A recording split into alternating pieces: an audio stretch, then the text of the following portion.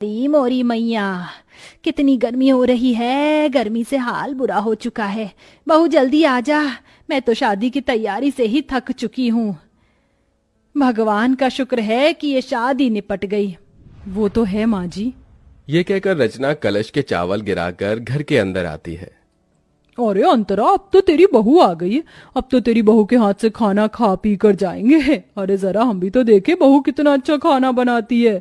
क्यों कश्मीरा? अरे हाँ हाँ बहू, मुझे बहुत गर्मी लग रही है। मुझे क्या, सबको ही लग रही होगी। गर्मी जो इतनी पड़ रही है, तो जा सबके लिए ठंडा ठंडा शरबत बना कर लिया। जी बुआ जी। और सुनो, तुम शहर में नहीं गांव में हो, तो यहाँ पर तुम्हें घूंघट में रहना पड़ेगा। जी बुआ जी। अरे पर बहू देखेगी कैसे? उसने इतना मोटा और भारी लहंगा पहन रखा है, कपड़े तो बदलने देते। ओहो, जब तक बहू कपड़े बदल कर आएगी हम तो पसीने में तर हो जाएंगे। इससे पहले बहू तू कुछ शरबत लिया। जी लाई। अरे बहू, थोड़ा घूंघट और करो। हम तुम्हारे ससुर समान हैं, तुम्हारे ससुर के बड़े भाई। और हाँ, शरबत सत्तू या बर्फ डालकर लाना। जी ताऊ जी। माँ जी, रसोई कहाँ है? अरे बहू, तुझे रसोई ढूंढने में कोई परेशानी कैसे हो सकती है? वो देख, तेरा ससुराल एक कमरे का है, इस एक कमरे के कोने में हमारी रसोई।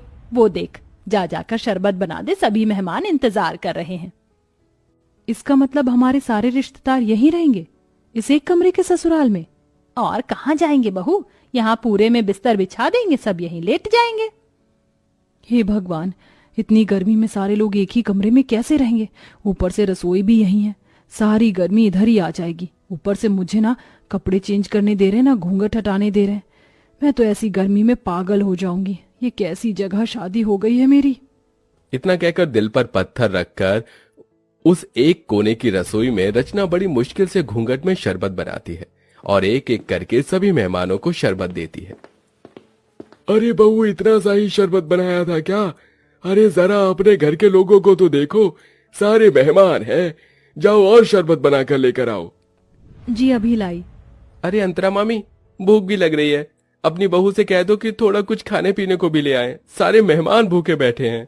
हाँ विनोद बेटा, मैं अभी खाना बनवा देती हूँ, या बहू खाना भी बना ले।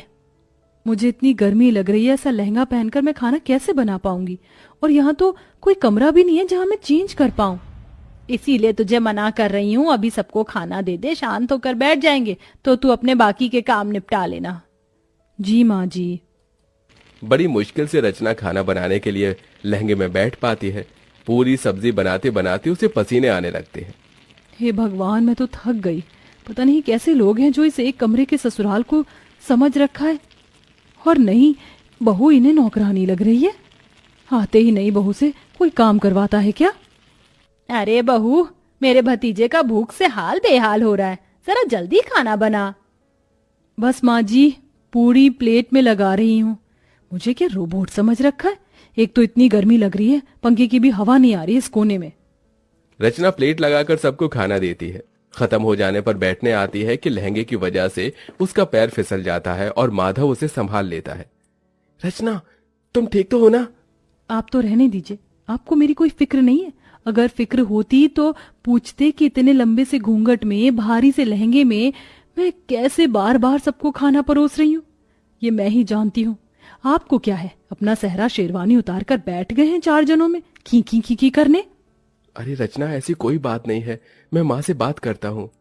अरे बेटा, यहाँ बहू के साथ क्या कर रहा है? हमारे साथ भी आजा, बैठ जा।